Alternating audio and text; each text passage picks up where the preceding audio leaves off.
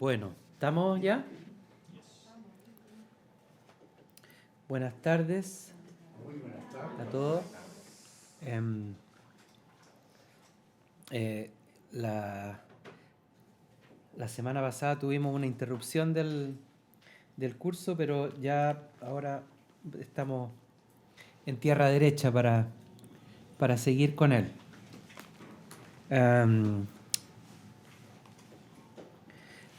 ¿Han hecho alguna... A ver, una pregunta. ¿Les ha tocado una aplicación personal de lo que hemos...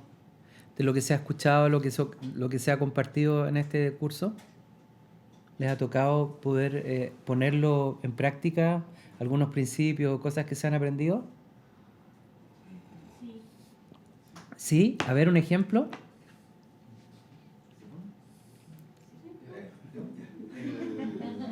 Me pasó con lo que le estaba ocurriendo a mi papá cuando me enteré. ¿Tu papá que estaba enfermo? Sí, y fue, bueno, justo se había empezado a hablar del don de fe. Ah, Entonces, fue como posicionarme en eso, ¿no? En esa, ya. dentro de esa plataforma. Y de hecho, cuando me refería a la situación, era de esa situación, o sea, de esa posición de fe. Tomar una posición de fe Tomar una posición de ante fe. una necesidad. Sí. Y ahí me mantengo. Ya. Me mantengo en eso. Súper. Pero fue justo en esa semana. Mira. Que fue clave. Qué bien. Qué bien. Una posición de fe, como, claro, aunque sea como grano de mostaza, pero si tiene, si está posicionada la fe, es la que puede dar fruto, ¿no? ¿Quién más? Yo un día estaba mirando al espejo en la casa, es bien práctico. ¿Perdón? Estaba mirando al espejo en la casa.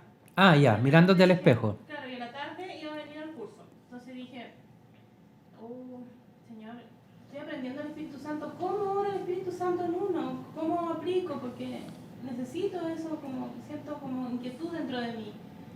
Sé que cuando el Espíritu está en uno hay paz.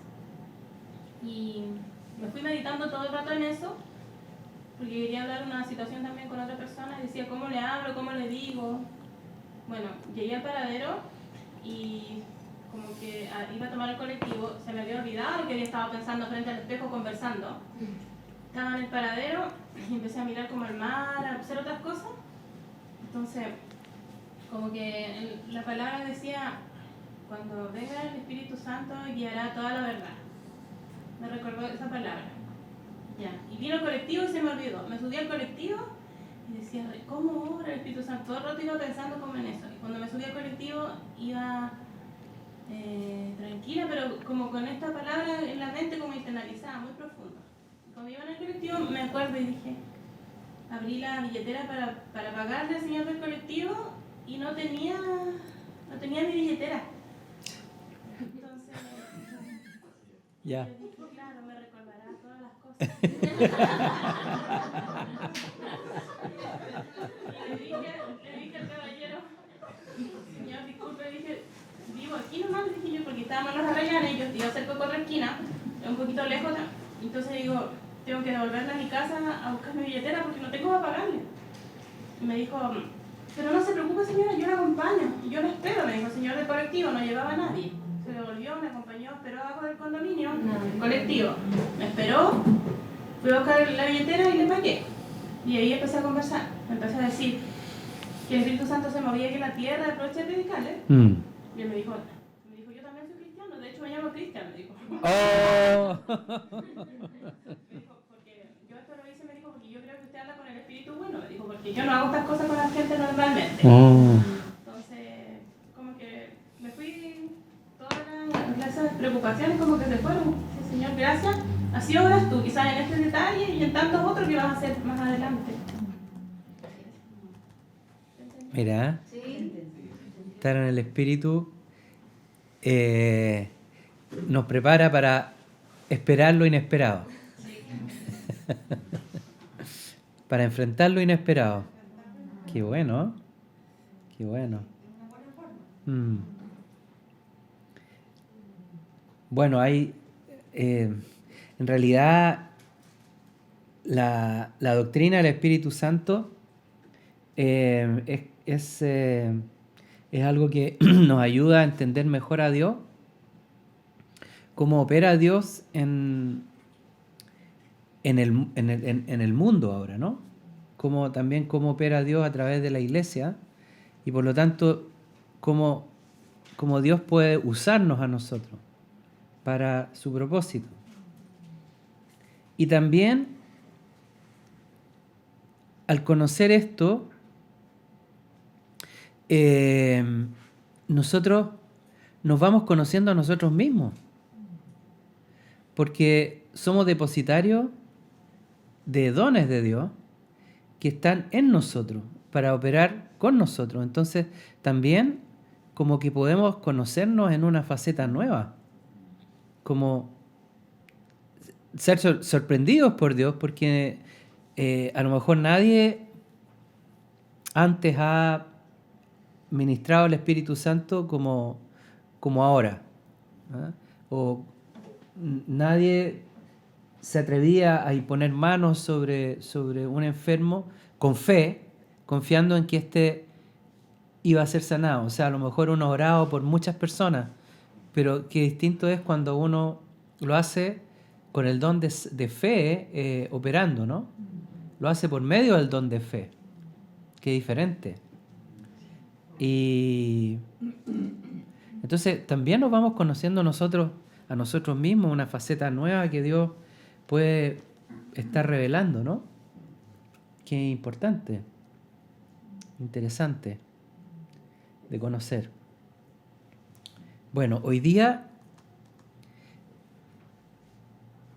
ya cerrando el capítulo de la fe, vamos a ver el don de fe operando en un ámbito que es bien importante para la iglesia y también para nosotros, para los creyentes.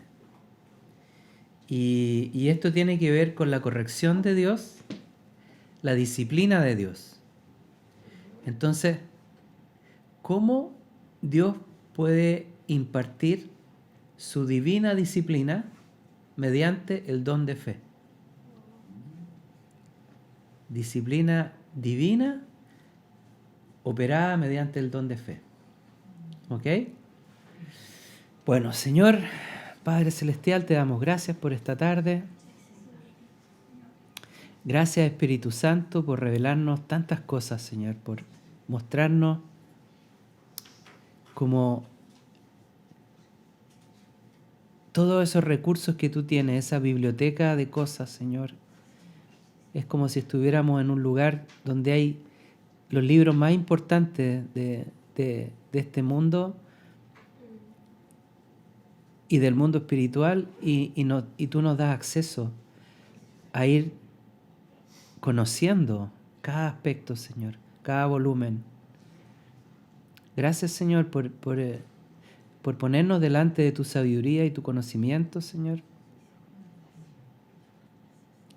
Y le pedimos al Espíritu Santo que hoy día también se manifieste dándonos, escribiendo estas verdades en nuestro corazón y en nuestra mente, Señor. Grabando esto en nuestro corazón y en nuestra mente, Padre. Que sea escrito por tu misma mano, Señor. Mediante el Espíritu de Dios, Señor. El Espíritu Santo. Gracias, Señor, porque sabemos que hay poder detrás de esto y que tú nos empoderas para hacer el bien, Señor. Nos disponemos ahora a recibir de ti, Señor, en el nombre de Jesús. Amén. Amén. Bueno.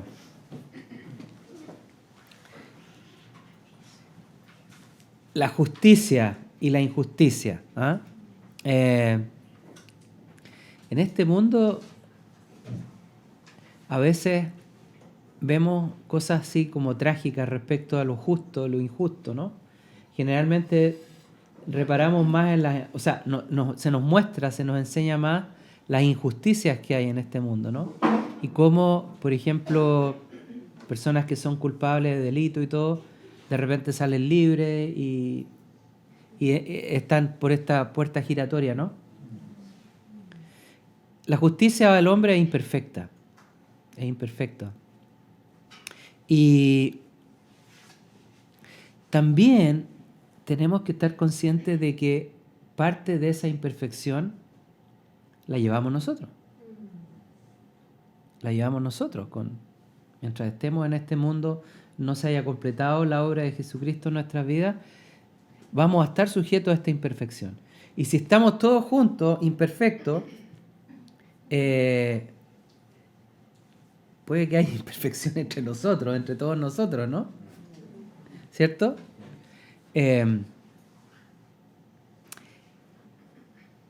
También tenemos que tener conciencia de que, por ejemplo, en cuanto a las doctrinas de la Escritura,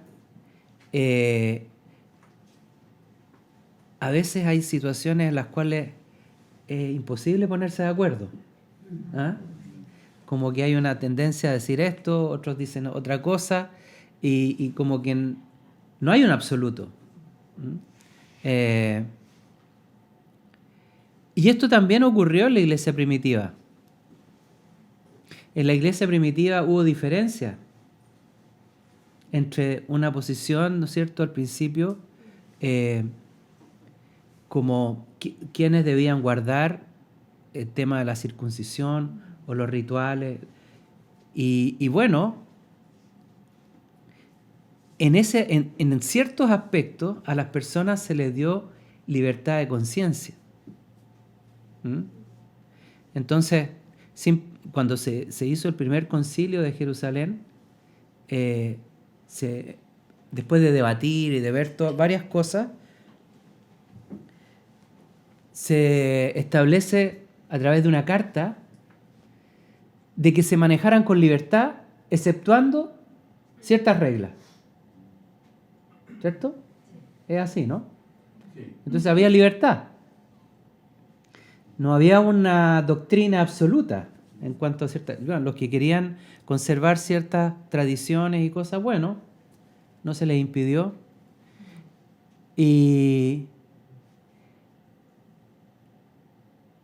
Pero sí, lo que se establece es que, como decía el domingo, ¿no es cierto?, hay una doctrina fundamental para la Iglesia, en que hay un fundamento para todo lo que vendrá después, para la vida de la Iglesia, y ese fundamento es Cristo.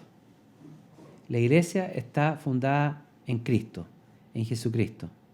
Y como dice Hebreos 6, dejando las enseñanzas elementales acerca de Cristo, avancemos hacia la madurez, no echando otra vez el fundamento de arrepentimiento de obras muertas y de la fe hacia Dios. Había que avanzar hacia una madurez y, bueno, las obras muertas que se refiere aquí es a todas las obras, ¿no es cierto?, que tienen que ver con la justicia para los judíos, ¿no? Las obras, ¿no? Obras muertas, dice. Había que avanzar y avanzar en el conocimiento de Cristo. Había una doctrina, que era la doctrina de Jesús. Eso era lo importante, lo que había que guardar, establecer como fundamento. Entonces la Iglesia, desde el principio, a pesar de que había estas variaciones o esta libertad de conciencia, entre comillas, la Iglesia siempre estuvo dispuesta a mantener la doctrina de Jesús y en base a ella, entonces, establecer lo que era correcto y lo que no era correcto. ¿Ah? Todo aquello que atentara en contra de la obra de Jesús tenía que ser combatido, tenía que ser erradicado. O sea, desde el principio la Iglesia establece su fundamento y su línea, ¿no? Podría haber sido una organización más amplia, como que dejara entrar cosas, interpretar cosas, en fin. como lo hace la Iglesia, ¿no? La Iglesia Católica hoy día, que ha cambiado la doctrina de Cristo por la doctrina de los papas, ¿no?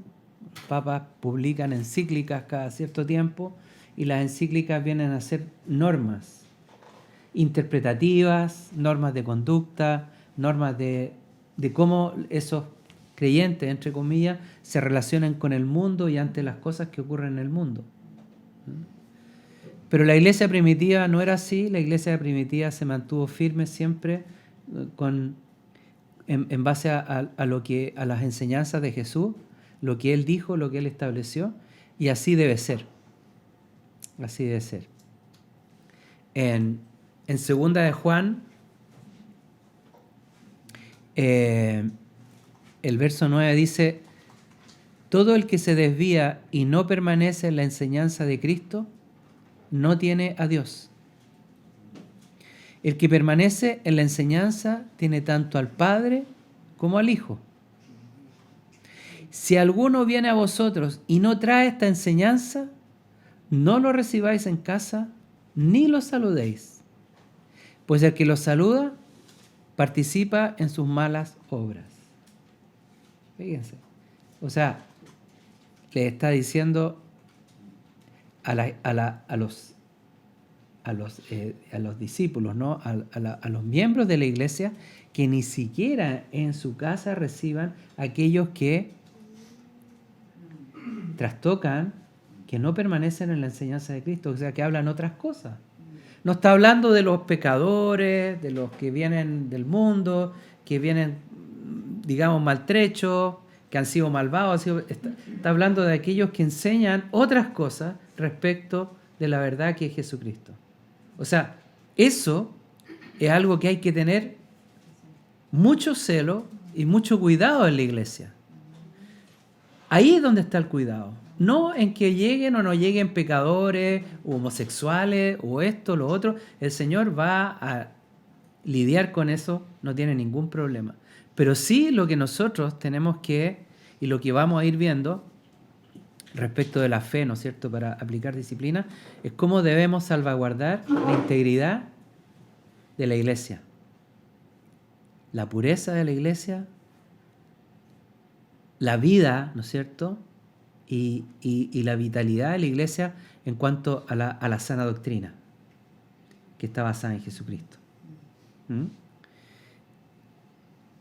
¿Y por qué? Porque en las cartas de Pablo vemos en Corintios y en otras, ¿no? Las cartas a los Corintios, que habían los problemas esenciales y más digamos, a los cuales se dirigían las cartas, era justamente porque habían otras enseñanzas. Eso era lo más grave, ¿no? Entonces, ¿para qué decir hoy día cómo estamos, no? Respecto de esto. ¿Cuánta herejía hay en realidad en torno a Cristo? ¿Cuánta herejía hay? A través de los siglos se han levantado cientos de cosas. No solamente las sectas que uno reconoce, ¿no? Testigos de Jehová, mormonismo, la ciencia cristiana, en fin, un sinnúmero de cosas, ¿no? Pero acá, en este tiempo, ¿no?, en el cual está escribiendo Pablo, se levantaron doctrinas, se levantaron personas que enseñaban otras cosas.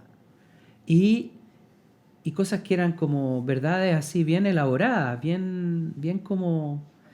no era cualquier cosa, eran pensamientos, eran líneas de pensamiento, eran filosofías, y seguramente por personas inteligentes, ¿no?, que habían elaborado un pensamiento y que querían mezclar la filosofía griega, ¿no?, el pensamiento griego con el cristianismo. O sea, querían establecer las primeras bases del sincretismo, que de hecho fue así después, ¿no?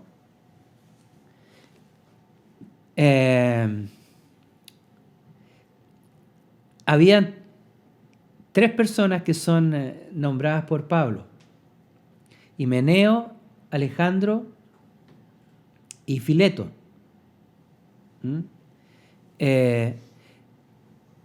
Estos hombres cayeron en una corriente que después se conoce como el gnosticismo. El gnosticismo esencialmente niega en un primer punto la resurrección de Cristo. Es decir, niega toda la obra redentora de Jesucristo que establece luego de su resurrección, ¿no? Después de la muerte hay vida. Entonces, ellos pensaban y decían que en realidad lo más importante era el sistema religioso, lo más importante era el conocimiento, que a través del conocimiento la persona podía purificarse, podía subir estados, no sé, niveles de cosas y alcanzar entonces una santidad que lo acercaba a Dios.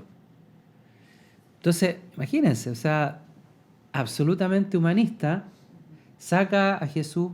Bueno, las enseñanzas de Jesús todas son súper buenas, dice, muy bueno. Él es el maestro enviado por Dios, todo, pero la resurrección no. No. Y aquí entonces está esta amenaza contra la iglesia que tiene fundamento. En 1 de Timoteo, en el capítulo 1, vemos que el apóstol Pablo dice,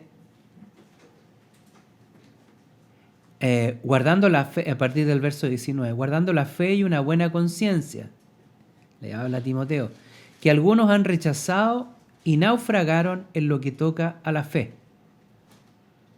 entre los cuales están Himeneo y Alejandro, a quienes he entregado a Satanás, para que aprendan a no blasfemar.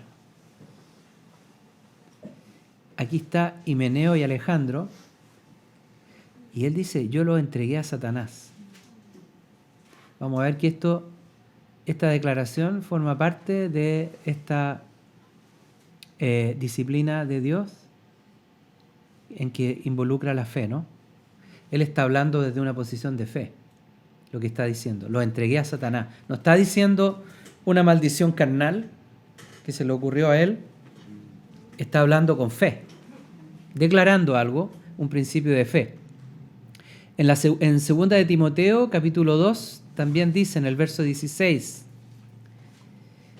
evita las palabras vacías y profanas, porque los dados a ellas, estas personas, conducirán más y más a la impiedad. O sea, el problema de esto, Himeneo y Alejandro, es que no eran personas que tuvieran bajo perfil, ¿no? Sino que ellos arrastraban a la gente. O sea, hablaban, eran seductores, o sea, traían esta verdad, ¿no es cierto? Y querían enseñarla, y querían repartirla, y que la gente conociera esto. Ellos veían como que, en el fondo, había que elevar el pensamiento, había que ir a algo más elevado, más sofisticado. ¿Ah?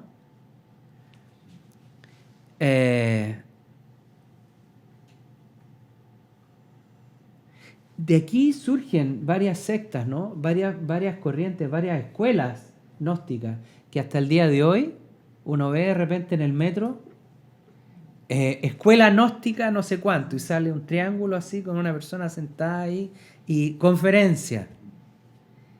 Típico así, conferencia de esto, de lo otro. ¿Ah? Hasta Condorito iba a esas conferencias, siempre Condorito, en cada Condorito hay una conferencia, hay un conferencista que va a enseñar algo ahí. Condorito partía a la conferencia. Todavía están esas conferencias.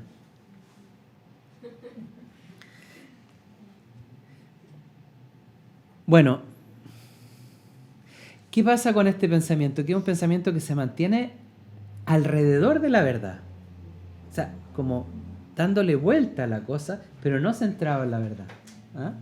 Y bueno, como decía, el gnosticismo, la ciencia cristiana, el espiritualismo también, ¿no? Son corrientes que niegan la resurrección y por lo tanto la deidad de Cristo, ¿no?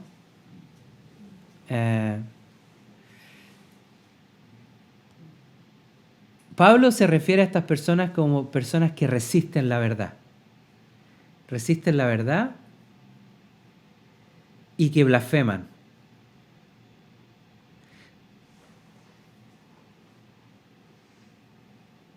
No tienen una buena conciencia. No guardan la fe. Rechazan la verdad de Dios y buscan otra.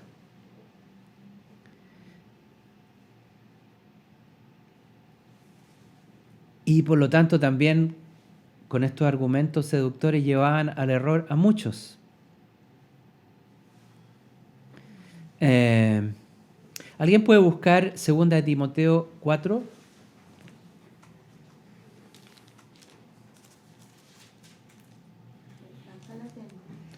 4. A ver, verso 16.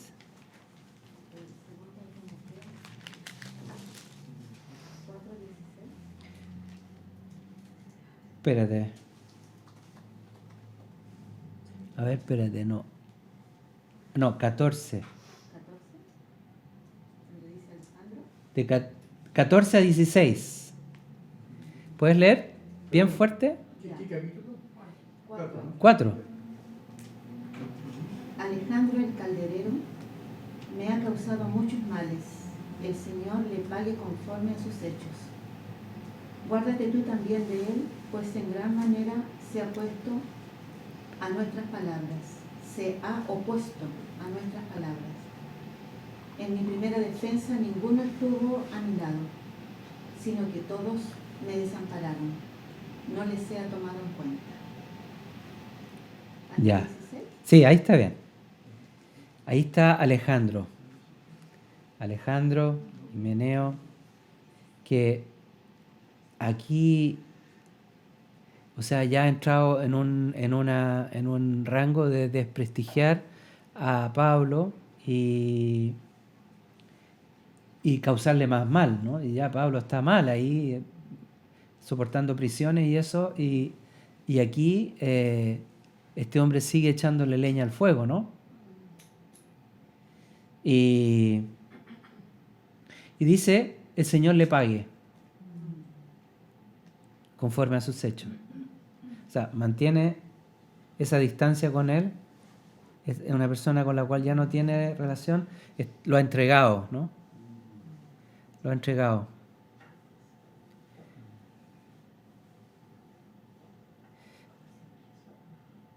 Bueno.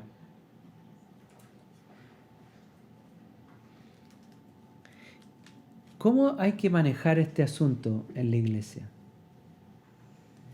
Porque a veces vemos que puede llegar... Mira, hay tanta cosa hoy día, hay tanta información, hay tantos videos, hay tanto YouTube, hay tanto texto, ¿no? Es cosa de meterse aquí y uno empieza a leer y a veces uno empieza a buscar cosas, ¿no es cierto? Y te aparece una página bonita y todo, pero al poco andar tú te das cuenta que está escrita por los mormones o es de la iglesia adventista o... En fin, ¿cuál es la verdad? ¿Cómo podemos ubicar la verdad, no? ¿Y qué tenía que hacer la iglesia en ese tiempo para manejar la verdad? ¿Qué es lo que debe hacer con esas personas con este mal que quiere entrar? ¿Ah? ¿Cómo debemos salvaguardar la vida y la integridad de la iglesia? ¿Cómo se debe salvaguardar la doctrina verdadera? Cuando la palabra nos dice cómo tiene que ser el siervo de Dios. ¿Ah?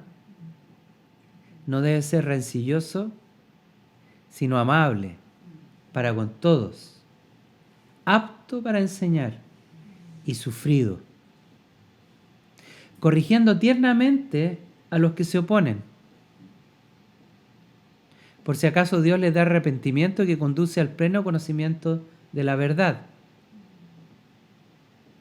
y volviendo en sí escapen del lazo del diablo, habiendo estado cautivos de él para hacer su voluntad. Esto está en 2 de Timoteo 2, a partir del verso 24. Corregir tiernamente a los que se oponen. Pareciera ser que como que la tendencia a pensar que estas cosas hay que manejarlas así como con bajo perfil, como suavemente, tiernamente, ¿ah? Como un poco dejarlas ser así, ¿eh? ¿O no? ¿Es como una conducta suave o qué es lo que nos está diciendo la Escritura? ¿Cómo la interpretamos esto? Tiernamente, una persona que actúa tiernamente, sufridamente, todo lo soporta, todo lo sufre, no pide nada a cambio. ¿Ah? ¿Cómo interpretamos esto?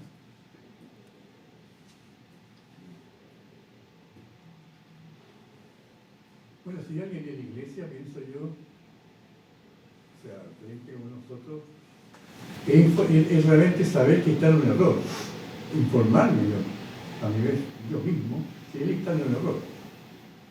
Y si está en un error, conversar con él. Ya. Pero primero yo informarme, porque a veces a veces falta de conocimiento de la doctrina mía. Quizá el hombre está mucho más avanzado que yo y me está diciendo algo verdadero. Y bueno, apoyarse en el Espíritu Santo de todas maneras.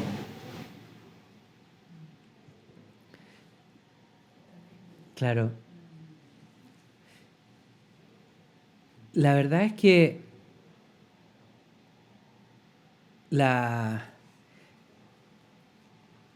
el don de fe nos lleva a otra cosa. Nos lleva a dejar las cosas en manos de Dios.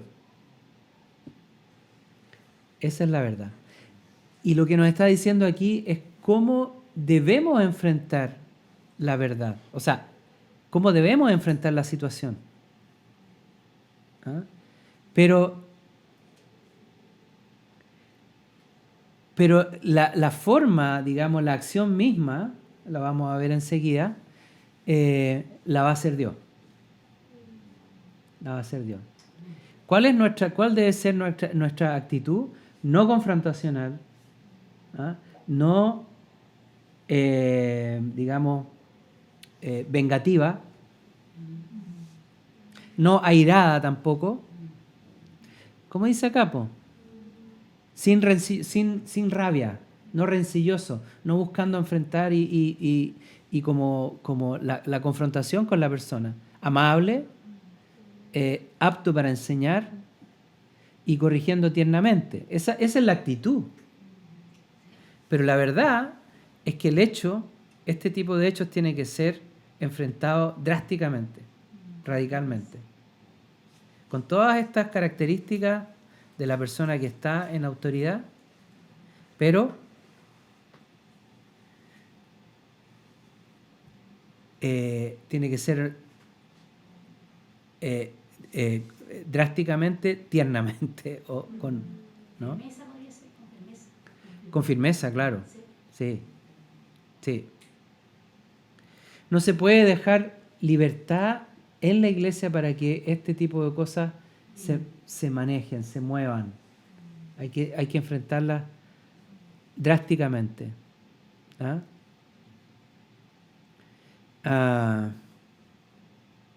Mateo 18, a partir del verso 15, nos habla de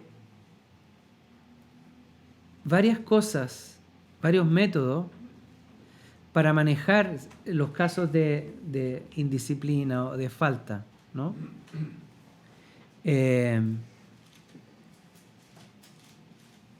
Y aquí nos va a decir un método muy importante que tiene que ver con la fe. Dice, a partir del verso 15, y si tu hermano peca, ve y repréndelo a solas. Si te escucha, has ganado a tu hermano.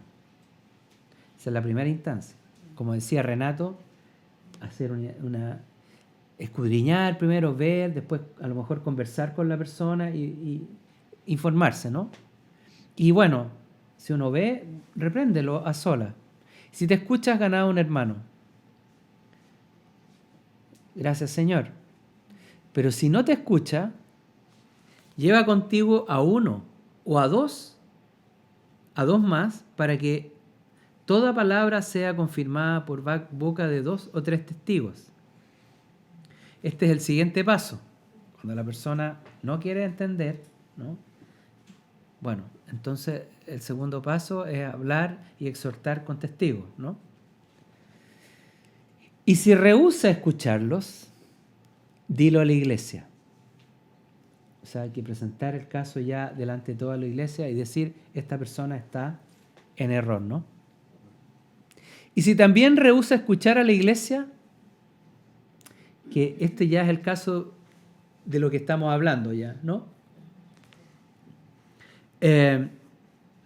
Sea para ti como el gentil y el recaudador de impuestos. En verdad os digo, y este es el tema importante, lo que dice aquí. En verdad os digo, todo lo que atéis en la tierra será atado en el cielo, y todo lo que desatéis en la tierra será desatado en el cielo. Aquí es donde ya entra el ámbito sobrenatural. Aquí es donde entra la fe para enfrentar estas situaciones. Además os digo que si 2 de vosotros se ponen de acuerdo sobre cualquier cosa que pidan aquí en la tierra, les será hecho por mi Padre que está en los cielos. Porque donde están 2 o 3 reunidos en mi nombre, allí estoy yo en medio de ellos. Aquí está aludiendo también a la congregación, a la asamblea, ¿no? A la idea de que nosotros estamos formando parte de un cuerpo y que la iglesia tiene autoridad. Entonces, para atar y desatar.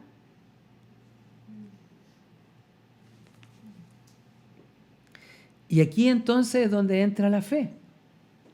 Porque ya no lo estamos haciendo por exhortación, por un trato directo con la persona, ¿no? Ya se ha hablado con él, se ha tratado de razonar y no ha habido resultado y la cosa sigue. Entonces llega este tercer nivel en donde entra el don de fe a actuar para que haya corrección, para que haya disciplina. Y ahí entonces uno dice, bueno, hay que atar. Hay que atar al pecado, hay que atar al espíritu que está operando aquí, hay que enmudecer a este espíritu y hay que desatar a esta persona. Y eso cuando dice 2 o más que están congregados en mi nombre, claro, está aludiendo a la iglesia, ¿no? A la corporación.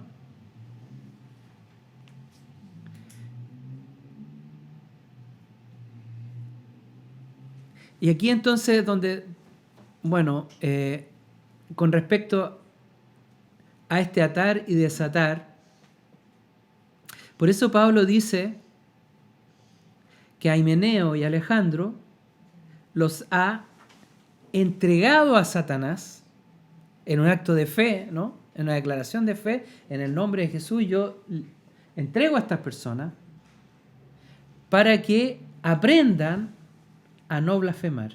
O sea, no los entrega para que sean consumidos por el fuego, condenados ni nada, sino que ya en una instancia de corrección última y tremenda, de zarandeo terrible, ¿no? Para que la persona, por experimentar, ¿no es cierto?, las consecuencias de su obstinación, entre en razón. Esa es la esperanza. ¿Mm? ¿Quieres preguntar algo o no? Sí. Ah. Es que pasaba en una persona nueva, por ejemplo, cuando llega con toda esta confusión, no sé, del Buda, y como que, por lo menos yo tenía una persona que yo le hablaba de Jesús y todos me decían, era como autocomplacerse, entonces decían, pero es que el budismo dice lo mismo, que tú me estás diciendo de Jesús, entonces yo decía, pero es que ahí tiene que saber diferenciar, no es lo mismo. Entonces, mucho tiempo pasó así. Entonces, en el momento hasta no hallaba cómo responderle, porque como que cada vez que le hablaba, era como ya no le hablo más de Jesús, porque era como que todo el tiempo comparaba, porque ella estaba en eso también, como estudiando, recibiendo enseñanza también de otro lado. Entonces al final, bueno, ya no está, pero igual fue como, no sabía a veces cómo enfrentarla, porque, claro, fui todo esto que usted dice, como tierna, algunas veces también, como que ya córtala, pero... No te entiendo. Había momentos que también me quería como, yo me salía como Maricel. Bueno, ahí obviamente que si estamos hablando de una persona nueva que no conoce al Señor, no es el caso ¿no? Porque aquí estamos hablando de personas que son parte de la iglesia, que son, a lo mejor, no sé, a lo mejor tenían algún rol de liderazgo, ¿no es cierto? Eran conocidos, ¿no? Algo tenían porque de alguna manera pudieron influenciar a más gente y fueron realmente un estorbo para Pablo. Pero una persona nueva que llega y empieza a conocer, obviamente no va a ser un estorbo para la iglesia. ¿No? Porque si llega alguien aquí, entra a la calle y empieza a predicar otra cosa, nadie le va a creer. Po.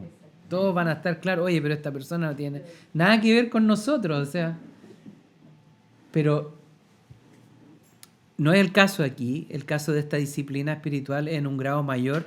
Yo diría que en el grado último o más importante, porque son miembros de la misma iglesia que se pueden levantar en contra, ¿no? Estamos hablando aquí de una tendencia, digamos, esotérica, pero hay otras tendencias también. Pueden haber otras. Pueden haber tendencias como que digan que la fornicación, por ejemplo, no es mala y que es algo natural y que se puede seguir a Cristo estando en fornicación. Eso es una blasfemia. O otra que puede ser también, el tema de la homosexualidad, también. Se puede seguir a Cristo siendo homosexual. La verdad es que tú puedes llegar a Cristo siendo homosexual. Pero a todos nos dice, niégate a ti mismo, toma tu cruz y sígueme. La persona tiene que revisar realmente su conducta. Y si su conducta es, digamos, atenta en contra de la verdad de Dios, tienes que erradicar esa conducta, porque no te va a servir para llegar a Dios, para seguir a Cristo. Puede que la lista donde se habla de eso, ¿no? De ese tema, es larga. Están los avaros, los idólatras, los celosos, ¿no? Distintas cosas que uno tiene que abandonar, que negar, ¿no es cierto? Y tomar la cruz. Esa parte es una más. No, Dios no hace un capítulo especial sobre eso. Es parte de un todo que debe quedar atrás.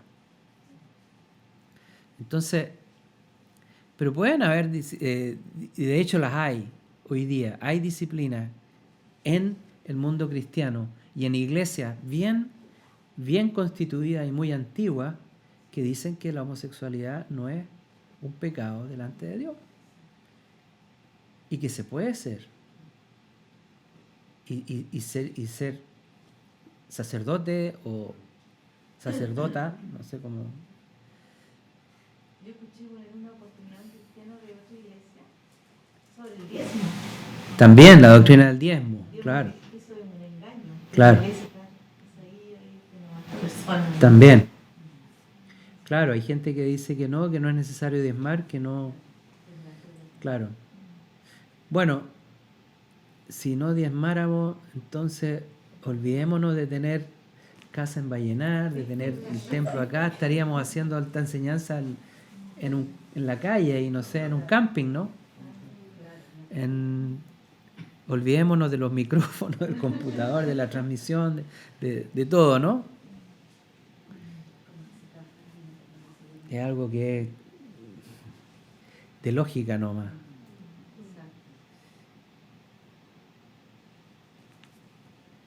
Bueno, la disciplina entonces, hay casos de faltas graves que tienen que ser enfrentadas por medio de la fe. de la fe. ¿Ah? El caso de Ananías y Zafira también. El Espíritu Santo le da discernimiento a Pedro, ¿no? Y Pedro hace una declaración sobre estas dos personas. ¿Ah? Y digamos, a través de la fe, y viene inmediatamente la acción, ¿no es cierto?, de parte de Dios. O sea, con Dios no se juega. Con Dios no se juega. No.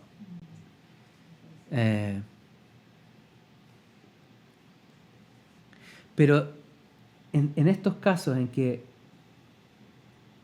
Dios, o sea, en estos casos, lo que permite que Dios actúe es la fe, el don de fe. La persona que está en autoridad en este caso entrega por fe a la persona para que Dios actúe. Es un acto de fe. Pablo entregó a los ofensores, ¿no? Cuando dice los entregué a Satanás, significa que él los puso bajo disciplina divina. Y claro, él no deseaba que los hombres perdieran su alma, no era el objetivo, ¿no? Sino que fueran como reconvenidos por Dios, fueran como estremecidos o remecidos por Dios para que aprendieran a no blasfemar. ¿Ah? Y este fue y ha sido el método que ha usado la Iglesia y que debe usar la Iglesia para ejercer disciplina. Como veíamos primero, hay casos menores en los cuales una conversación, un hacer ver a la persona basta y la persona entiende. Otras veces no, la persona rechaza y sigue. Bueno, en ese caso hay que buscar 2 o 3 testigos, ¿no es cierto? Y hablar con la persona. A mí me ha tocado muchas veces. A veces le pido, qué sé yo, le he pedido a Renato, le he pedido a Iván, le he pedido a Marco, poder conversar con la persona, con testigos, y hacerlo ver. Otras veces, como disciplina, hemos expuesto a las personas ante la iglesia, ¿no? Hemos puesto a la persona y esta persona es apartada de la congregación para que también en ese tiempo Dios le dé arrepentimiento.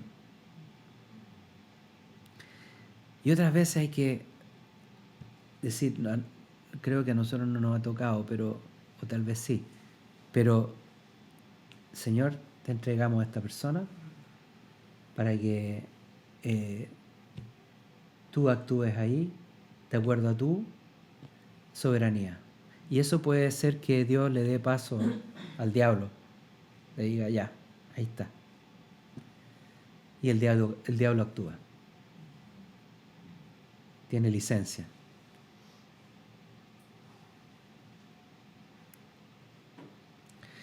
Es tremendo, ¿ah? Eso. Horrenda cosa es caer en manos del Dios vivo.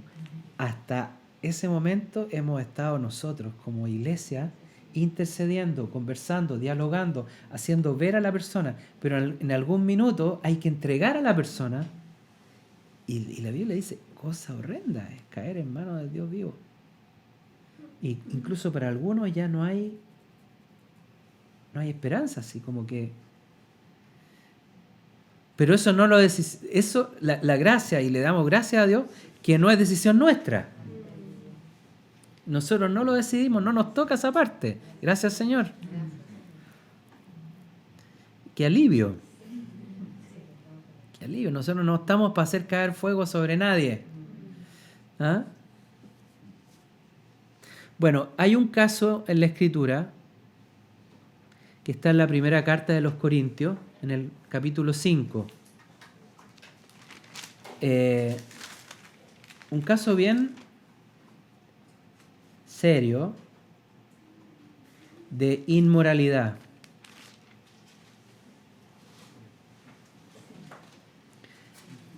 Un caso de inmoralidad que es juzgado a la iglesia. ¿Ah? Voy a leer yo porque para que se escuche por el micrófono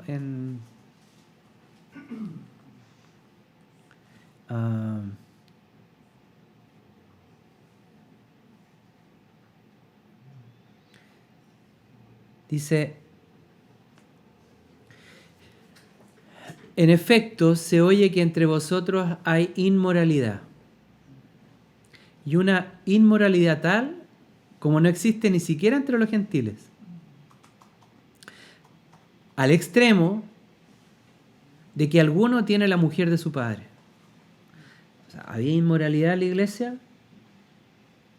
habían prácticas inmorales, pero dentro de eso había un caso extremo en que un hombre estaba teniendo relaciones con la mujer de su padre, o sea, su madrastra, ¿no? Y os habéis vuelto arrogantes en lugar de haberos entristecido. Le está hablando a la iglesia. Arrogante en vez de entristecerse por este hecho. Para que el que de entre vosotros ha cometido esta acción fuera expulsado de en medio de vosotros. Pues yo, por mi parte, aunque ausente en el cuerpo pero presente en el espíritu, como si estuviera presente, ya he juzgado al que cometió tal acción. O sea, cuando la traducción en realidad no es tan buena, porque lo que quiere decir él es que no es que él haya juzgado, sino que he tomado una decisión, ¿ya? He tomado una determinación respecto de esto, ¿ah? Y claro, la acción es que esta persona tiene que ser expulsada. Entonces les dice, en el nombre de nuestro Señor Jesús, cuando vosotros estéis reunidos y yo con vosotros, en espíritu, con el poder de nuestro Señor Jesús, entregad a ese tal a Satanás. Nuevamente, aquí está. Por fe, esta acción de fe, de entregar a la persona para que Dios haga. ¿Y para qué? Y aquí especifica un poco más en qué consiste el tratamiento, ¿no? Para la destrucción de su carne, a fin de que su espíritu sea salvo en el día del Señor Jesús. Y le advierte, ¿no?, a la iglesia, vuestra jactancia no es buena. ¿No sabéis que un poco de levadura fermenta toda la masa? Limpiad la levadura vieja para que seáis masa nueva, así como lo sois sin levadura.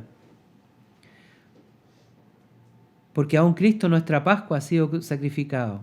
Por tanto, celebremos la fiesta no con la levadura vieja, ni con la levadura de malicia y maldad, sino con panes sin levadura, de sinceridad y de verdad. Bueno, después dice que les advertí que no anduvierais en compañía de personas inmorales. No me refería a la gente inmoral de este mundo, ¿ah?, o a los avaros y estafadores, o a los idólatras, porque entonces tendría que salir del mundo. O sea, en la iglesia puede llegar gente así, puede llegar gente que está en este proceso, ¿no? Puede llegar gente que esté en adulterio, o que esté en fornicación, o que estén conviviendo, o tantas cosas, ¿no? Puede llegar, puede que haya una persona que está perdida, ¿no?, y está a merced de todo esto. Sino que en efecto os escribí que no anduvierais en compañía de ninguno que, llamándose hermano, es una persona inmoral, o avaro, o idólatra, o difamador, o borracho, o estafador. Con ese ni siquiera comáis.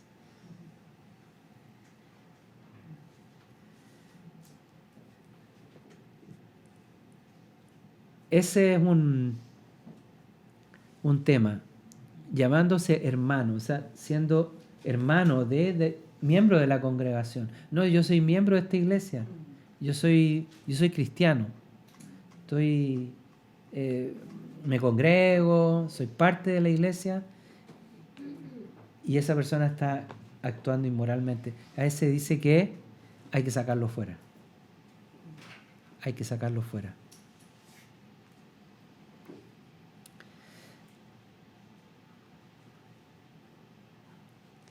En este caso, en el caso de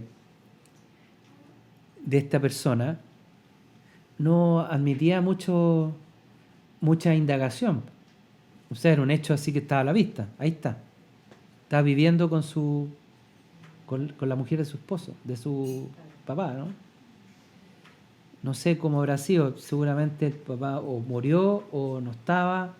Ella era viuda a lo mejor, o se habían separado, o el papá estaba lejos, no sé.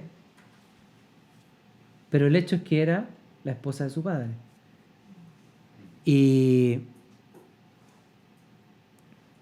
esto fue, claro, una violación flagrante, ¿no? a lo que Dios dice en su palabra. Era un caso sórdido, ¿no? Ahora, tampoco sabemos si era su madre. Dice que era la mujer de su padre y tal vez para suavizar un poco las palabras dijo él, es la mujer de su padre. Pero puede ser que haya sido su madre. Puede ser. En ese caso es incesto, ¿no? O sea, peor todavía. Bueno, si una cosa así no era enfrentada así de una forma drástica, esto, como dice, esta levadura mala podía dañar toda la iglesia. Para nosotros a lo mejor es algo así como evidente, ¿no? Pero en esta cultura no es tanto. Porque recordemos que este es el nacimiento de la iglesia. No tienen 2000 años de ejercicio, no tienen 2000 años de moral, de ética, ¿no? Que a nosotros a lo mejor nos enseñaron desde niños. Estos son pueblos que tenían otras costumbres, otros tipos de enseñanza. Ellos sacrificaban cosas a los ídolos, ¿no? Ellos bebían sangre de los animales sacrificados a los ídolos. Por eso dice la carta que le mandan los apóstoles: absténganse de beber sangre sacrificada a los ídolos. ¿Ah? Porque eran ofrendas que se hacían a los otros dioses y la gente bebía la sangre como acto de pacto, ¿no? Sí, habían cosas aberrantes que eran parte de la vida de ellos. Entonces, bueno, ese tipo de... Es como una actitud bien valiente la que está acá, porque ellos dicen, esto hay que ponerle freno inmediato. Y lo único que tenemos para ponerle freno, por fe, nosotros nos centramos en Jesucristo, en su verdad. No tenían un código de ética, no tenían una ley, ¿no es cierto?, que los jueces dijeran que esto no se debía hacer. No existían esas cosas. Solamente aquí está la verdad de Dios nomás. Pararse sobre eso y ponerle freno. Había que enfrentarlo entonces para eso. Para que la iglesia no se corrompiera, él iba a ir y con todo, ¿no es cierto?, entre todos ¿qué iban a hacer? Iban a atar y desatar. Y esa persona iba a ser entregada a Satanás para que Dios haga ahí una acción sobrenatural. O sea, aquí empieza a funcionar el ámbito sobrenatural por medio de la fe.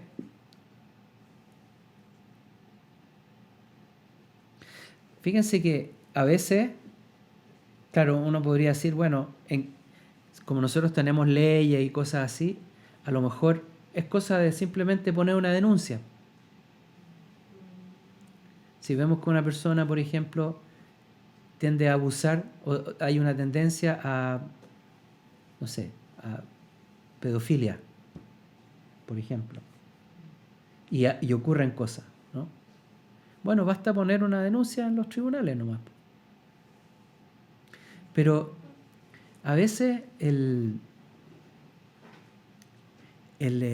la difamación, o sea, la cosa del diablo es tan sutil, es tan fuerte, que hay personas que buscan notoriedad con estas cosas. Y un juicio público puede ser tremendo. Puede ser tremendo para la iglesia, puede no ser bueno, digamos, en el sentido de que toda la gente puede acusar, puede poner en tela de juicio, ¿no? Lo que se dice. Entonces, para eso el Señor tiene este método, entregar y poner delante de Dios estos casos que son de extremo, ¿no?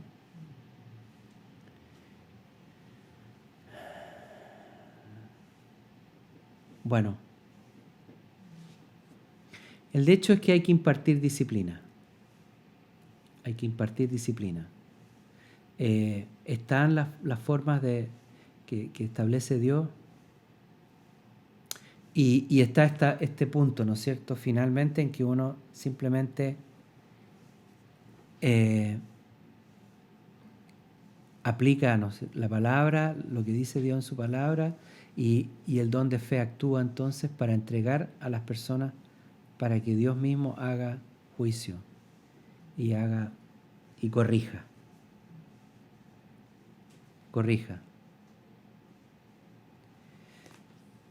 Entonces, bueno, aquí Dios nos está enseñando cómo administrar, ¿no es cierto?, la disciplina efectiva. Nos ha dado autoridad para atar y desatar. Y bueno, donde hay otros métodos que no son tan efectivos, este sí que es efectivo. Ahora, importante, ¿no?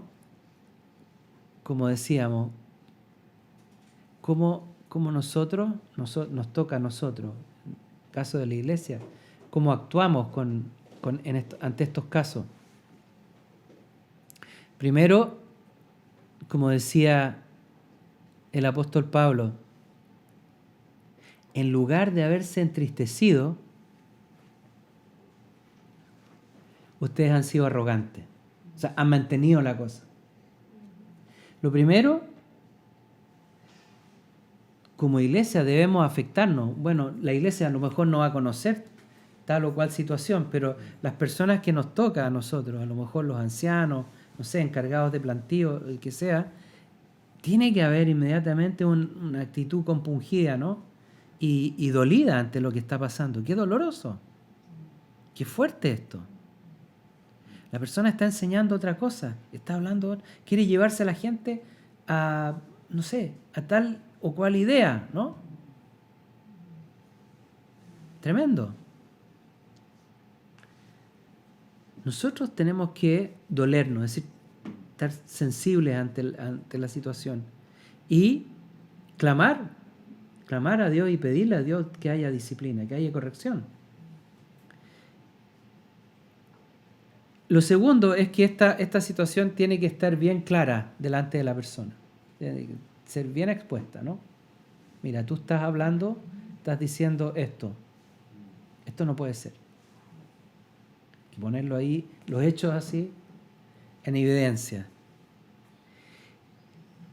Y lo tercero es que uno entrega y deja entonces todo juicio, deja simplemente que Dios actúe. Es por eso que a veces cuando las personas que han sido apartadas de la congregación se dice, mire, esta persona no puede hablar con nadie de la congregación, solamente con los pastores, puede haber un trato, una relación, pero está cortada ese acceso. De manera que así Dios puede actuar libremente y quizás Dios le dé arrepentimiento, como dice la palabra, ¿no?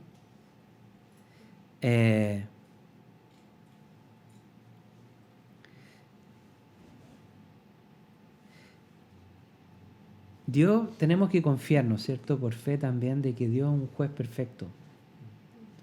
Donde nosotros podemos equivocarnos, a lo mejor por, no sé, por entendimiento, por simpatía, por distintas cosas, pero Dios no se equivoca.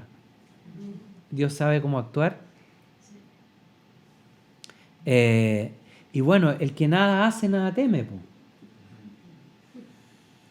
El que nada hace, nada teme, ¿no?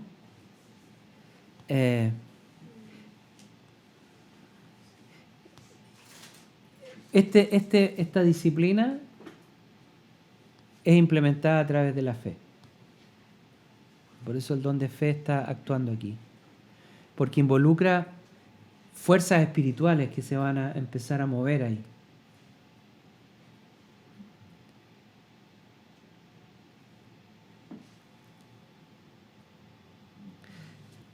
Bueno, creo que ya cerrando, ¿no? Que el don de fe es algo extremadamente necesario, ¿no? En la iglesia de hoy día, para que la iglesia esté en una condición saludable.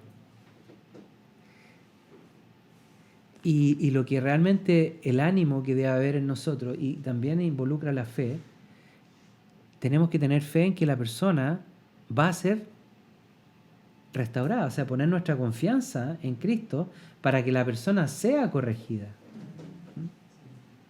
La intención no debe ser jamás que la persona sea condenada. Puede haber a lo mejor alguien que piense, mira, mejor que se vaya esta persona, que no esté con nosotros porque es un problema.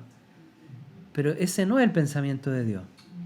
Si estamos hablando de miembros de la iglesia, si una persona añade a la iglesia a alguien, es para que alcance salvación, para que crezca y para que llegue finalmente al final de su carrera. Por lo tanto, la disciplina, ¿no? Debe ser ejercida con amor. Con amor. Por ningún motivo poner cosas personales. A veces uno escucha así como cosas que dice, mira, esta persona, yo sabía que tenía un problema. Sí, es que yo lo veía y no sé, me producía algo el estar con él. Yo sabía que iba a terminar mal. Ese tipo de pensamientos, ese tipo de declaraciones realmente no son del corazón de Dios, no tienen nada que ver con lo que Dios quiere hacer. Ese es el pensamiento de Caín. Porque yo fui testigo, a lo mejor supe y vi cosas y no hice nada. Esperé que la persona cayera. Ese no es el corazón de Dios. No es así.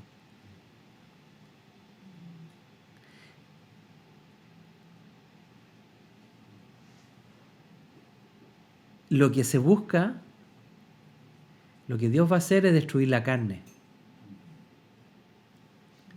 La destrucción de la carne puede significar una enfermedad, una crisis, un abandono, no sé, distintas cosas. Una conmoción tal que finalmente la persona es removida, ¿no es cierto? Es como que ya llega a un punto, a un toque de fondo, y para que finalmente da la oportunidad de entrar en razón. Y que pueda reconocer su falta y humillarse ante Dios y pedir perdón y ser restaurado.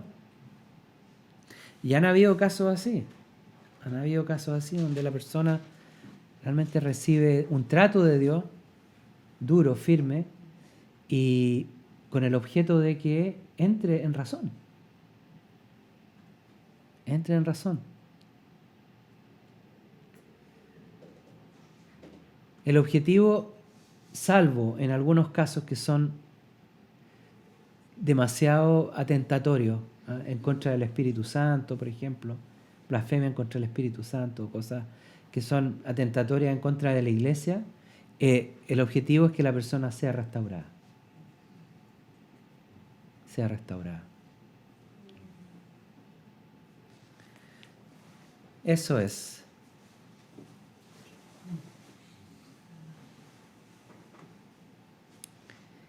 Bueno, la confianza entonces es que Dios tiene su forma, ¿no?, de lidiar con este tipo de pecado, y que nosotros, a nosotros nos toca como iglesia entonces poder decir, Señor, aquí está, hazlo tú. Pero sí hay que tomar una decisión firme. Hay cosas que no pueden permitirse, no pueden dejarse pasar. Y aquí es muy importante la actitud de ustedes. Porque, por ejemplo, a nosotros como pastores a lo mejor no vamos a escuchar cosas que sí ustedes pueden escuchar. No vamos a estar en conversaciones que a lo mejor ustedes sí están. A lo mejor ustedes van a escuchar, van a ser testigos, les va a tocar ser parte de algo. Y como cuerpo, ¿cómo vamos a reaccionar? ¿Qué vamos a hacer? Muchas veces a mí me han contado cosas, oye, mira, tuvimos un asado y tal persona se puso a hablar y hizo tal y tal cosa y todo. Y nos cuentan a nosotros como si nosotros pudiéramos retroceder en el tiempo, ¿no? Ir para allá y claro, ¿y qué hiciste tú? ¿Qué es lo que hiciste tú? ¿Por qué no paraste a la persona? ¿Por qué no le dijiste que pare? ¿Por qué no enfrentaste la situación? Pero es como que viene a uno para que uno entonces tome carta en el asunto. Cuando lo que nos corresponde a cada uno como hijos de Dios, ¿no? Y celosos, ¿no? Y hermanos en Cristo, celosos de guardar la salud de nuestra iglesia, cada uno de nosotros debería actuar, ¿no? Ahí mismo. Claro, no nos va a tocar ninguna determinación, ¿no es cierto? Ni corrección, ni nada. Mira, tienes que hacer esto, ayunar, arrepentir. No. Simplemente enfrentar a la persona. Pero si no lo hacemos, no hacemos parte. Somos parte. Aunque después volvamos y vayamos y recapacitemos y fuimos parte. Porque no hice nada.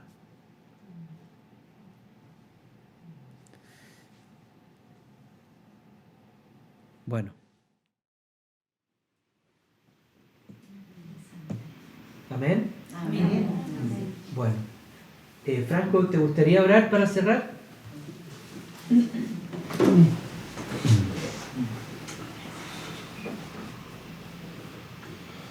Señor, te damos gracias por tu palabra, que es viva, que es eficaz. Gracias por la verdad revelada en nuestros corazones.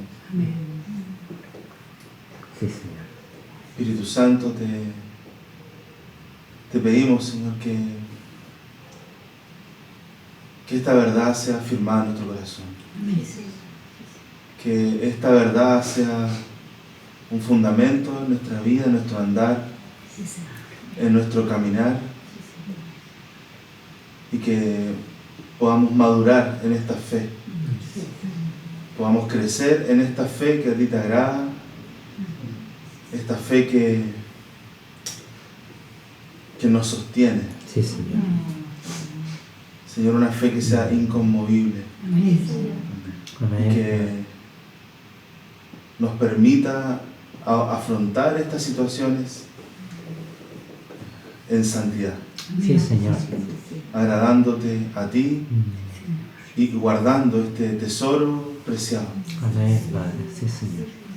Gracias, Señor. Gracias, Señor Jesús. Gracias por nuestro pastor que nos ha expuesto, por la claridad, gracias por la sabiduría, por el entendimiento y por el poder compartirlo. Gracias, Señor. Gracias.